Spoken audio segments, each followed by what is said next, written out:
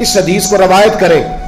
حضور فرماتے ہیں میں نے معراج کی رات کچھ لوگ دیکھے جن کے پاس اعلیٰ خوبصورت پیارا کھانا پڑا تھا، بہترین غذا تھی، پاس پڑی تھی، لیکن وہ گند کھا رہے تھے، وہ بدبودار چیزیں کھا رہے تھے، کیڑے مکوڑوں والا گند کھا رہے تھے، کیچڑ کھا رہے تھے۔ تو میں نے کہا کہ جبریل یہ کون ہے؟ تو عرض کی یا رسول اللہ صلی اللہ علیہ وسلم یہ آپ کی امت کا وہ شادی شدہ شخص ہے جس کے گھر میں خوبصورت بیوی ہوتی تھی پر اس کی نظریں پھر بھی گندی تھی۔ میں کہا کرتا ہوں کہ نکاح نصف الایمان، نکاح آدھا ایمان ہے، تو جو شادی کے بعد بھی نظر گندی کرے اس کو کیا کہوں، کیا کہوں اس کو؟ اور ہمارے ملک کا میڈیا یہ کہتا ہے کہ بدکاری میں اتنا زور کواروں کا نہیں جتنا شادی شدہ لوگوں کا ہے۔ شرم ہی نہیں آتی، کوئی خیال ہی نہیں ہے۔